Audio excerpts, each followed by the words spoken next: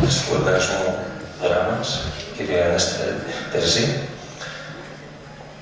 κύριε Αντιδήμαρχε Προγραμματισμού, κύριε Πρόεδρε της Κρατικής Ορχήστρας της Θεσσαλονίκης, εκλεκτοί καλεσμένοι μας, σας ευχαριστούμε πάρα πολύ για την τιμή που μας κάνετε και παρευρίσκεστε στο σημερινό ρεστάλ ενός από τους σπουδαιότερους ερμηνευτές της σύγχρονης Ελλάδος, κύριο Λάμπη Βασιλιάδη, σε ένα πάρα πολύ όμορφο πρόγραμμα που θα απολαύσετε ευθύς αμέσως.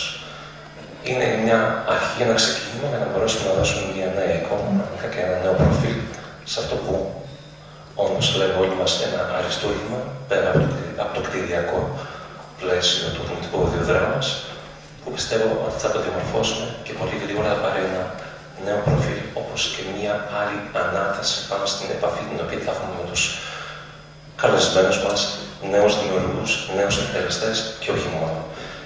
Ευχαριστούμε πάρα πολύ για την αποδοχή του μεγάλου ερμηνευτή, κύριο Λάμπη Βασιλιάδη, καθηγητή του Πανεπιστημίου του Ιωνίου Πανεπιστημίου Καλών Τεχνών.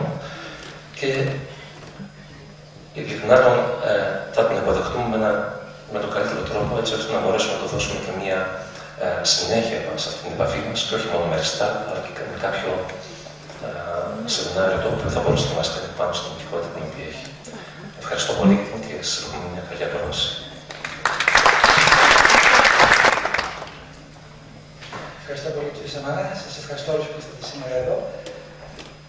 Θα σας πω μερικά λόγια για την επιλογή του σημερινού προγράμματος, αλλά πριν ξεκινήσω, θα ήθελα πολύ να ομολογήσω τον λόγο που για πρώτη φορά παίζω στη Δράμα, αν και είμαι έτσι γείτονας, γεννήθηκα στη Καβάλα και έχω κάνει μεγάλο ταξίδι στον κόσμο. Είμαι πολύ χαρούμενος σήμερα που είμαι εδώ, γιατί η αφορμή αυτής της συναντήσεως είναι ο Λαπαρίτης ο Σταύρος, ένας εξαιρετικός συνάδελφος, ο οποίος έτυχε για μερικά χρόνια να μου κρατήσει και εμένα συντροφιά. Ξεκινώντας λοιπόν το σημερινό ρεστάλ, θα ήθελα αυτόν να ευχαριστήσω προσωπικά. Πρόκειται για μια πιανιστική ιδιοφυΐα που θα ήθελα πολύ να σας παρακαλέσω να την προσέξετε όπως της αρμόζει. Είναι μια περίπτωση ενός σπάνιου καλλιτέχνη που αυτή την οικονομική και ιστορική συγκυρία έχει μεγάλη σημασία για τη χώρα μας. Έχω πει σε άλλη μου παρουσίαση ότι ο Λαπαρίτης είναι ένας από τους πολύ λίγους Έλληνες που θα μπορούσαν να κάνουν διεθνή καριέρα, ωστόσο προτίμησε να επιστρέψει στη γενέτειρά του. Αυτό έχει συμβολικά τεράστια σημασία, γιατί δεν ακολουθεί την πορεία της εποχής, συνήθως βρίζοντας την πατρίδα μας, πολλοί μεταναστεύουν, θεωρώντας ότι είναι ανάξια χώρα της μεγαλοφυΐας τους. Στην περίπτωση του Σταύρου έχουμε μια μεταστροφή που δείχνει μια άλλη αξιότητα και μια άλλη αξιοπρέπεια. Επομένως, θα ήθελα με αυτά τα λόγια να ξεκινήσω σήμερα, αφού μπω στο κατά κύριο πρόγραμμα, με την παράκληση να τον στηρίξετε όσο χρειάζεται. Εγώ έχω πια σχεδόν 50, του χρόνου θα είμαι 50. Τα νέα τα παιδιά χρειάζονται περισσότερη υποστήριξη.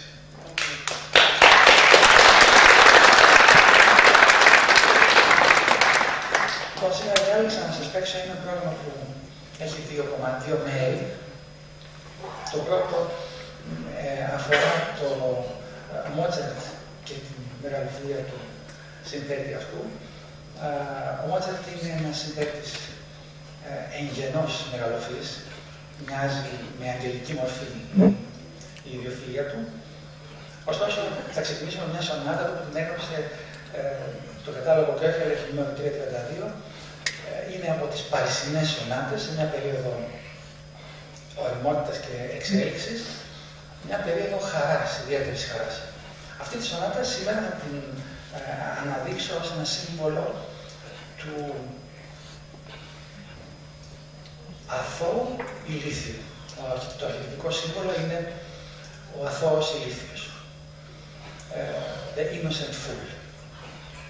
Τόσο στη Δυτική Ευρώπη, όσο και γενικά ακόμα και στην ελληνική μυθολογία, υπάρχει πάντοτε ένας χαρισματικός νέος που με την αγαθότητά του αποφασίζει να κάνει ένα μεγάλο ταξίδι. Η αγαθότητα αυτή φαίνεται σε ένα έργο σαν αυτό του Μότσαρτ, όπου για πρώτη φορά συναντά την Κωνσταντσα, την αγωνιστικιά του και την μιλάει για αυτήν στον πατέρα. Είναι μια χαρούμενη περίοδος που πολλές φορές χαρακτηρίζεται από αφέλεια που μοιάζει να αγγίζει τα όρια του ηλιθίου. Ο ηλίθιος είναι αυτός ο οποίος παραιτείται από το διανοητικό του εγώ. Δεν είναι αυτός που είναι ευφυής. Για να μπορέσει κανείς να κάνει κάτι στη ζωή του, καλό θα είναι να σκεφτεί ότι να διαχωρίσει το εγώ από αυτό που θα μπορούσα να ονομάσω προσωπικότητα. Το αμέσως επόμενο έργο του Μότσαρτ δεν είναι μια ιδιαίτερα χαρούμενη περίοδος, αφορά τον Ντον Τζουάν. Και τότε τα πράγματα γίνονται πολύ ιδιαίτερα, πως ένας τόσο αγαθός συνθέτης ή ένας αγαθός άνθρωπος γοητεύεται από την προσωπικότητα του Ντον Τζουάν. Όχι μόνο ο Μότσαρτ, αλλά και μια ολόκληρη περίοδος αυτή του 17ου, 18ου, 19ου ίσως αιώνα, έχει μια κεντρική φιγούρα αυτή του Ντον Τζουάν. Οι Βιενέζοι ήταν τόσο θυγμένοι από τον Τζοβάνι, ώστε δεν δέχτηκαν να γίνει η πρώτη παράσταση της όπερας στη Βιέννη και αναγκάστηκε ο Μότσαρτ να ανεβάσει στην Πράγα. Ωστόσο, έχει ένα νόημα να ακούσουμε την παράφραση αυτή του Λίστ. Πρόκειται για την ερμηνεία του Ντον Τζοβάνι του Μότσαρτ, μια και ο Ντον Τζοβάνι είναι μια ιδιαίτερη φιγούρα, ένας ιδιαίτερος άνθρωπος, που χαρακτηριστικό του έχει την κατάκτηση. Ο Ντον Τζοβάνι δεν συνδέεται, αλλά κατακτά. Στην ελληνική ιστορία του 19ου, 18ου, 18ου αιώνα δεν υπάρχει Ντον Τζοβάνι. Ο Ζορμπάς δεν είναι Καζανόβα. Υπάρχει όμως στην ελληνική μυθολογία το σύνδρομο, η φιγούρα του Θησέα. Ο Θησέας είναι αυτός που ερωτεύεται την Αριάδνη και όταν η Αριάδνη παραδίδεται στον έρωτά του, τότε αποκτά ενδιαφέρον για την αδελφή της, τη Φέδρα. Και όταν κατακτήσει και τη Φέδρα, ξαναέρχεται η όρεξη για την Αριάδνη. Είναι μια πολύ ενδιαφέρουσα φιγούρα που στον αιώνα που αναφέρεται η όπερα λειτουργεί όχι μόνο ως ένα σύμβολο κοινωνικής απελευθέρωσης, αλλά και ως σύμβολο λύτρωσης. Γιατί είναι αυτός ο οποίος οφείλει να σπάσει τα δεσμά του γάμου και να αμφισβητήσει τη θρησκεία. Και η ιδέα ήταν του Μότσαρτ. Ο Λίστ ως καθολικός έχει πολλά ενοχικά στοιχεία από τις περιπέτειές του γύρω από το θηλυκό φύλλο και ξεκινάει αυτή την παράφραση από το τιμωρητικό κομμάτι. Δηλαδή, ξεκινάει ανάποδα την όπερα. Από τη φράση ότι οι νεκροί δεν ξεχνούν. Οι νεκροί είναι αυτοί που στην όπερα, ο πατέρας μιας κοπέλας, θα καλέσει σε δείπνο τον Τζοβάνι, που τον Τζοβάνι θα απαντήσει φτιάχνοντας μια υπέροχη μακαρινάδα. Αδιαφορώντας δηλαδή πλήρως για τις όποιες συνέπειες έχει πράξει. Ο Καζανόβα είναι μια παράφραση που στο κέντρο της έχει παραλλαγές, αλλά χαρακτηρίζεται από μια ειδική δεξιοτεχνία, παραλλαγές στην Άρια Λατσιδαρεμιλαμάνο, που είναι ένας διάλογος ανάμεσα στον Τζοβάνι και την Τσελίνα. Θα κάνουμε ένα μικρό διάλειμμα μετά και θα αλλάξουμε ίσως θέμα.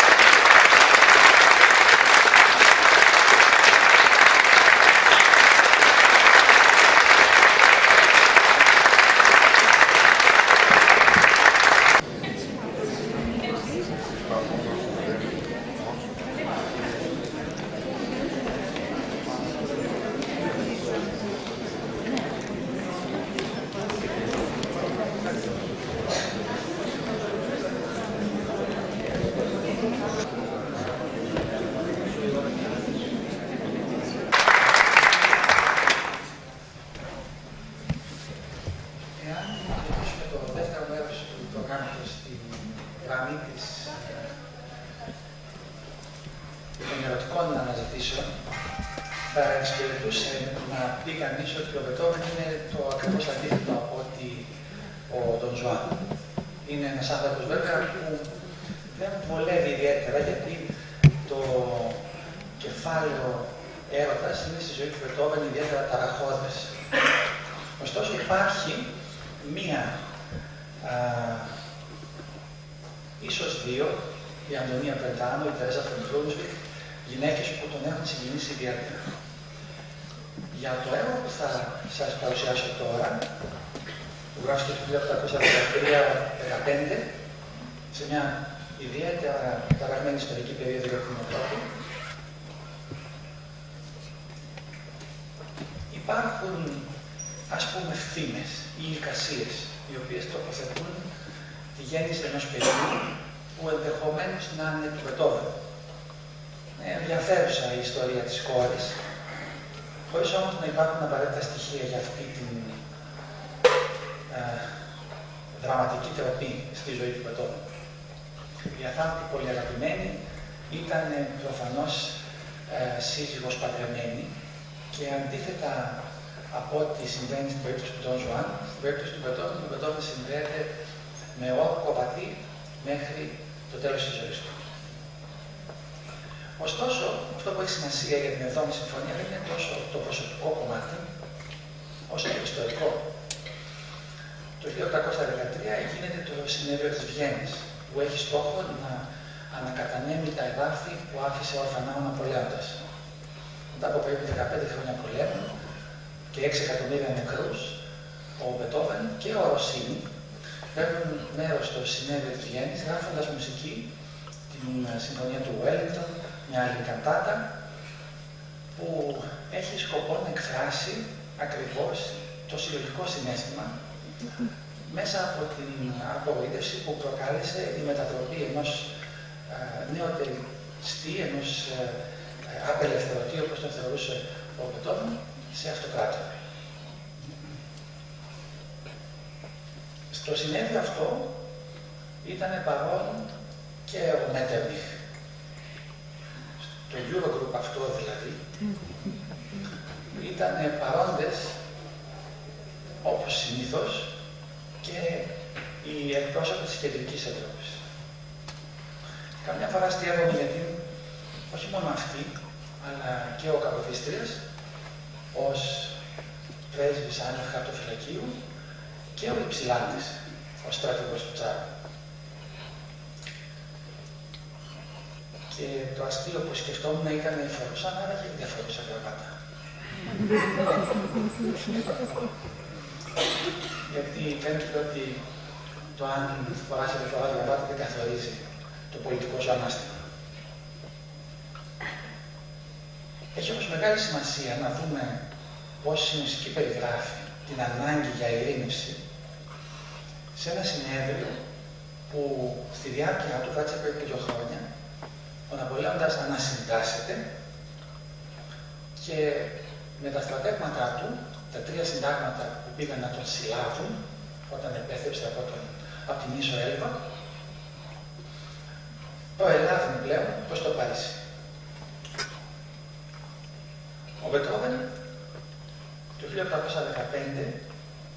γράφει αυτή την συμφωνία για τους τραυματιστέντες, για τους τραυματίες της μάχης του Χάναου. Πρόκειται για μια οπισθοχώρηση του Ναπολέοντα, την οποία οι σύμμαχοι προσπάθησαν να αποκόψουν και ιτήθηκαν εκτρά με τεράστιες απώλειες. Βέβαια, απώλειες είχε και ο Ναπολέοντας, γιατί συνήθως αυτές οι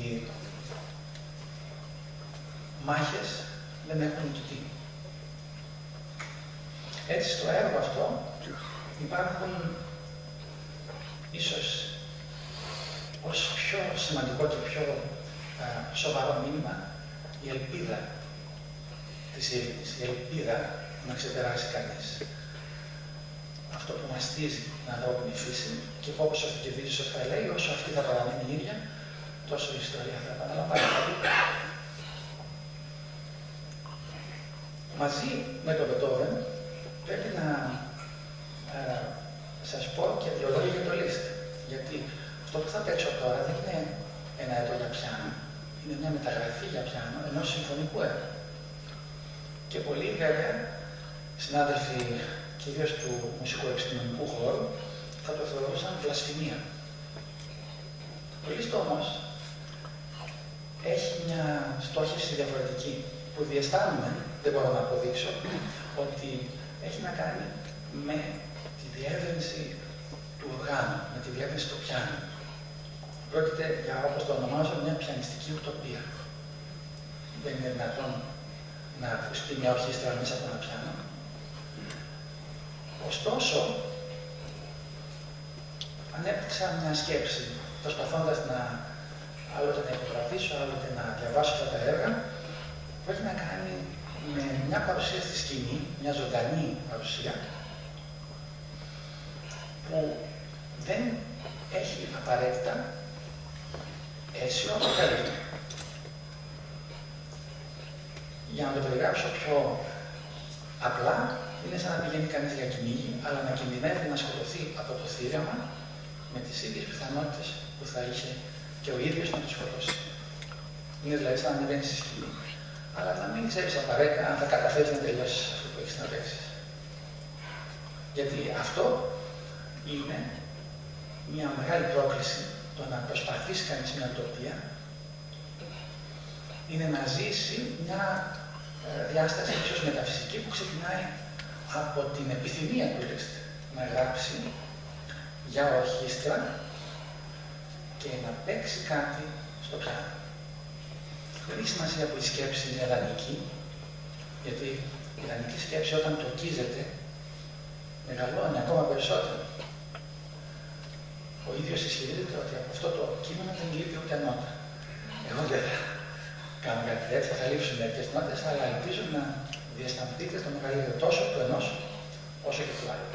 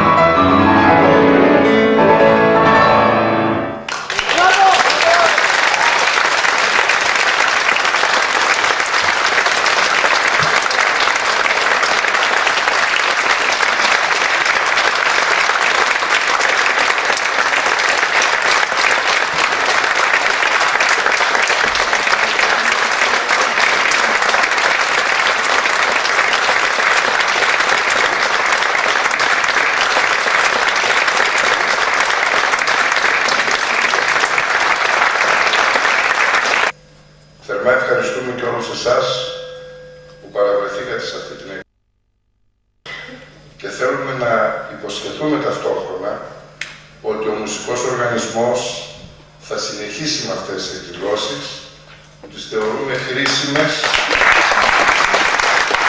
όχι μόνο για το ευρύτερο κοινό της πόλης μας, αλλά και για τα παιδιά μας, για τα παιδιά που έχουμε στο οδείο και θεωρούμε ότι με αυτόν τον τρόπο τους δίνουμε περισσότερα εφόδια και μεράκι να συνεχίσουν. Με την ευκαιρία θέλω να σας πω ότι αύριο το βράδυ έχουμε μία εκδήλωση δική μας, αποκλειστικά ανθρώπων του οδείου, σαν αεράκι επιταφείου την ονομάσαμε, λόγω και των ημερών που έρχονται και πιστεύουμε ότι θα μείνετε ιδιαίτερα ευχαριστημένοι. Είναι μια προσπάθεια που κάνουμε για να είμαστε πλέον εξωστρεφείς ως οδείο της δράμας. Αυτή την τακτική θα ακολουθήσουμε για να δώσουμε δύναμη στα παιδιά να σταθούν απέναντι στο ακροατήριο και να μπορούν πλέον να συνεχίσουν με περισσότερη αισιοδοξία και αυτοπεποίθηση. Σας ευχαριστούμε πολύ για απόψε.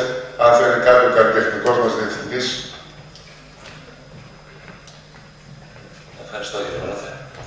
Κύριε καθηγητά, πέρα από ότι έχουμε το λιγότερο που έχουμε να κάνουμε να σας υπερευχαριστήσουμε από την αρχή μας όλοι μας εδώ για την σημερινή υπέροχη ερμηνεία που μας δώσετε στα υπέροχα αυτά έργα.